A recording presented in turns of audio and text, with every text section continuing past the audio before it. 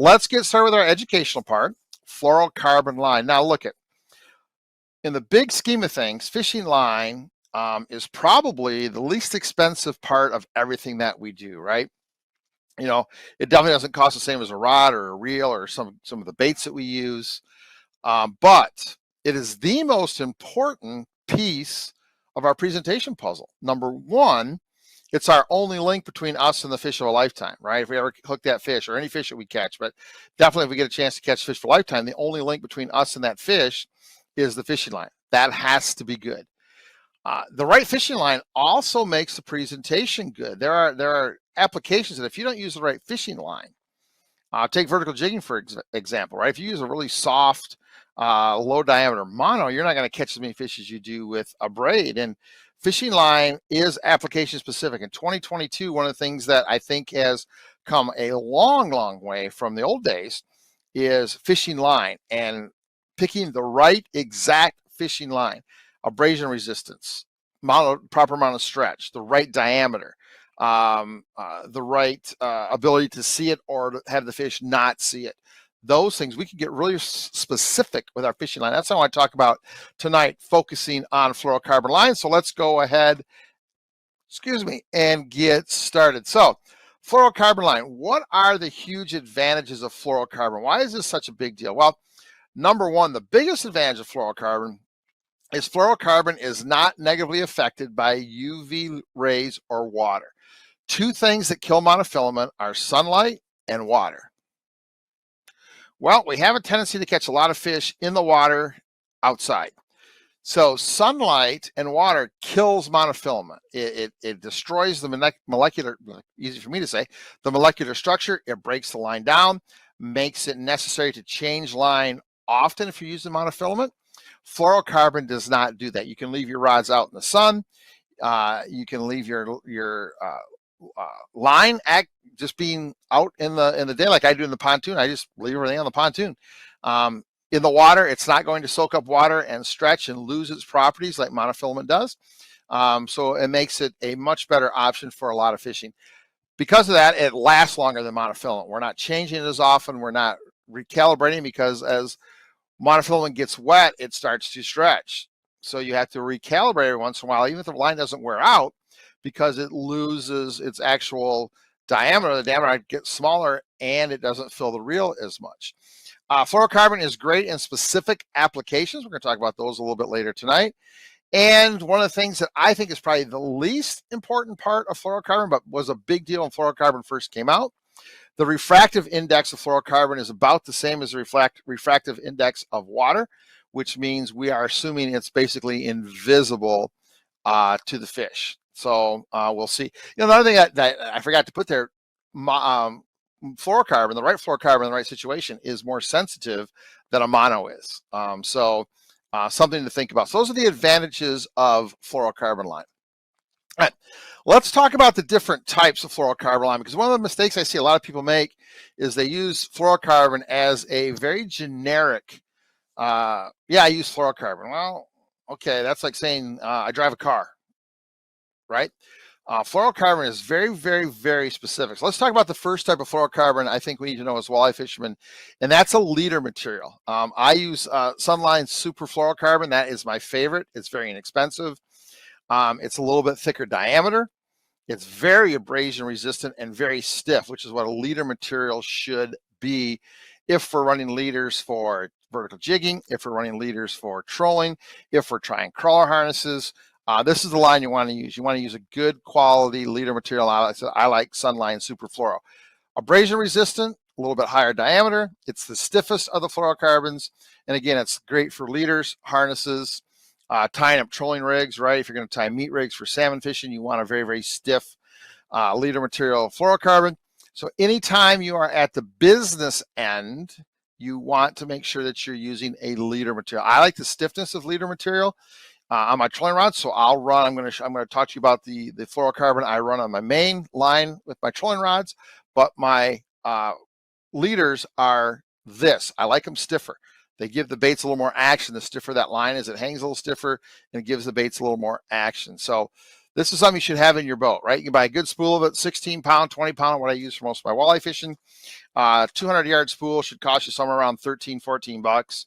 You can tie a lot of 6-foot leaders with 200 yards of fishing line. It's going to last you forever. So make sure you've got some good quality leader material for stiff line applications. Okay.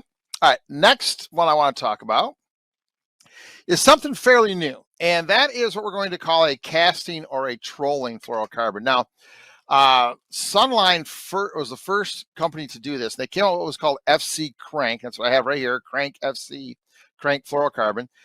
One of the issues with fluorocarbon traditionally is it didn't have a lot of stretch in it. So if you kind of put the hammer to a fish, originally fluorocarbon would actually just snap. It didn't have a lot of built-in stretch. Well, if you're fishing crankbaits or spinner baits, which is where this was designed for, because remember, abrasion resistance, low diameter, right? Great knot strength. That's all advantages of fluorocarbon.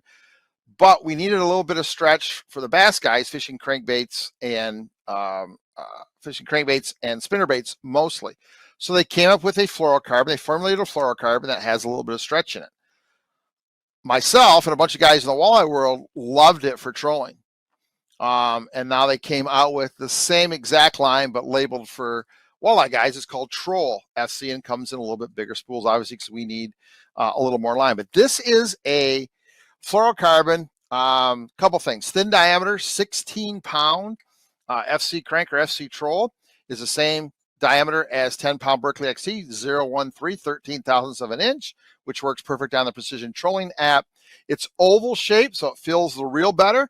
A round line has a tendency to sit on top of each other. An oval line sits in between, so you can actually get more line on your spool. It has a little bit of stretch, about 16 to 18% stretch built in, which is perfect for pulling crankbaits, casting crankbaits, casting spinnerbaits. It gives those fish just enough stretch to kind of not snap the fluorocarbon, and it gives us good control. And again, it's because it is fluorocarbon, very abrasion resistant for clips. Now, if I don't have a mess on my rods, I'm on my, Jeremy's on it 3 seasons. I have some of my rods. I have 24 rods ready to go on the pontoon. I have some of those rods that are still calibrated that I have used almost every day for the last 3 years. Because I do calibrate them. It doesn't lose its diameter and it doesn't stretch like mono does when it gets wet. So once you get it calibrated, it stays there unless you have a big mix up, and I run a leader. So everything bad happens on my fluorocarbon leader. And if you guys know me, I run a lot of flicker shads on Saginaw Bay, and I run a lot of 25 back, 35 back, 45 back. Those are my 3 numbers 90% of the time. Those releases on the offshore boards are going on the same place time after time after time after time after time again. And getting some of these rods are going to go on their 4th season without being changed. You can't do that with monofilament. I don't care what monofilaments you run. You keep putting clips on the same exact spot, you're going to get 10, maybe 12 trips, and that line is going to start to get frayed. It's going to kind of break apart. You're going to see little hairs, and that means that the line is shot. Fluorocarbon Troll FC, Crank FC does not do that. So yes, it's a little more expensive. It's about 3 times the cost of a traditional monofilament, but you're going to get 2, 3, 4 years out of it, and you're not going to have to respool. When I was guiding a typical guide season for me, when I was using the Supernatural Mono, which I still love, the Sunline Supernatural Mono, I was respooling, not recalibrating, respooling because of the wear and tear 2 to 3 times a season. Well, now I've got lines or rods with Troll FC that I'm going on my 4th season without changing the line. So it's kind of a cost value thing. So something to think about as you're rigging up your trolling rods. Okay. Let's get rid of that. Jeez. All right. The last one I want to talk about is a castable fluorocarbon. I use this for 2 different situations. So a castable fluorocarbon like a Sunline FC Sniper, which is kind of one of the leaders in the fluorocarbon world. Thinner diameter. It's kind of more like a Berkeley XL type of line. Thin diameter, very low memory, so it doesn't coil. Lower stretch, so it has very, very high sensitivity. And it's great on spinning reels or bait casting reels. FC Sniper, I think they make all the way down to 2-pound tests. I think they make all the way up to like 60-pound tests. So it's a line you can run on casting rods. You can run it on spinning rods. It doesn't have any memory, so you can cast it all day. It's a great line for casting crankbaits. It's a great line as a main line for slip bobbers. If you like slip bobbers, the slickness lets the bobber slide through very easily, and it has very, very low stretch, so it's got great sensitivity, and you get better hook sets than you do with mono. The other place I use FC Sniper, I carry FC Sniper 4, 6, and 8 pound on my boat. I use it for my leaders on my slip bobber rigs. Leader material is too stiff when those fish can actually look at that. You want that jig. I fish a small jig, it's smaller than this, but I fish a small jig below my slip bobber, and I tie a loop knot. I tie a uni knot and pull it open so there's a loop, and that 4 pound, 6 pound sniper is very, very thin, but it still has all the advantages of fluorocarbon, and it lets that leech kind of move that jig around. So this is something that I use as a leader material. Main line, I use like 10 pound as my main line on my slip bobber rods. I use 4 pound or 6 pound as a leader. Almost all of my, almost all of my spinning rods are rigged up with sniper on it. Casting crankbaits, casting small spinner baits for crappies or for walleyes in the weeds, jigging rods that I'm not using braid. So there are some times that I actually do use this FC Sniper for actually casting. So that's kind of an option that I really think is a big deal to have. So FC Sniper is good. Roy says he uses Sniper 16 for leaders, jigging and casting. It's a little thinner, and it's not quite as stiff as the leader material is. So it is a good option for jigging leaders and for casting stuff. So if you're casting jigging wraps, if you're casting and retrieving rattle baits, if you're casting and retrieving, puppet minnows or shiver minnows, that type of stuff, the Walleye Nation Creation Rip and Glide, it's a great, Sniper is a great leader material to use for that. You obviously want a little bit heavier test for that. Okay. All right. Let's kind of move on. So 3 different types of fluorocarbon. Let's kind of move on. Anybody have any questions or comments about fluoro? Jeremy says he loves the FC crank. He's used it for the last 3 seasons trolling. I know Jeremy does a ton of trolling on Saginaw Bay, Lake Erie. Roy says he uses Sniper 16 for leaders. Again, a little thinner diameter, a little more movement on your jig than a stiff fluorocarbon. So again, 3 different types of fluorocarbon, basically a main line for trolling, a thick, heavy leader material for tying crawler harnesses, trolling leaders, tying up rigs, that type of thing, crawler harnesses, and then a castable like FC Sniper for thin leaders where you still want the advantages of fluorocarbon, you want a little smaller diameter, or you want to actually use it as a main line on a casting or a spinning reel for really just about any technique. Now, fluorocarbon does sink, so it's not the best option for jerk baits. I fish a lot of jerk baits. I did fish a lot of jerk baits when I was bass fishing. I still fish them for walleye in the weeds. You cast on a floating crankbait and you're kind of snapping. I don't like fluorocarbon for that because it does sink and it makes the bait kind of dive a little bit more than just on top. Soft jerk baits. Boy, that just triggered off some soft jerk baits were one of my favorite ways to catch bass. But anything that you want to stay up on the surface and keep coming across the surface as opposed to diving, fluorocarbon is not a good option because it does sink. So, mono is not dead. There are some great applications for mono, but I just wanted to talk to you about the applications for fluorocarbon and get you guys dialed in.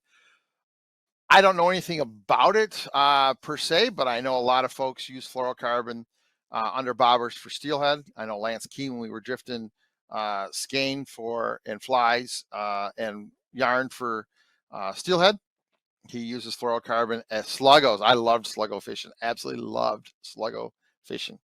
One of my favorite ways to catch bass. I know he uses a fluorocarbon leader under his bobbers. You got to be careful if you're going to use it like on a live bait rig or something that's going to be close to the bottom because, again, fluorocarbon sinks. So it's not a great option for, we're going to talk a little bit later, a couple weeks, about weed walleye presentations. We talk about our weed drift rig. You don't want to use fluorocarbon there because it sinks. You don't want to use fluorocarbon on live bait rigs where you got a Lindy rig and you got a leech you want up off the bottom on a float, because fluorocarbon will negate the flotation of the float. So you want to use mono. So, braid, mono, fluorocarbon, they're all different. They all have applications. So hopefully this helps you understand what fluorocarbon you need in the application you are going to use. Okay, any questions real quick? Before second here, Tyler says fluoro while on harnesses for running bottom bouncers can be an issue.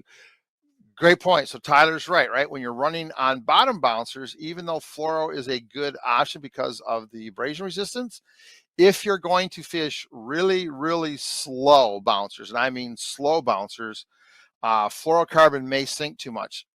Bouncers at 1.2, 1.3, 1.5, especially with a good sized spinner blade, you've got enough lift for the spinner blade and enough forward momentum that fluorocarbon won't sink. A float is a good idea on that, but if you go really, really slow, fluorocarbon can be an issue on bouncers.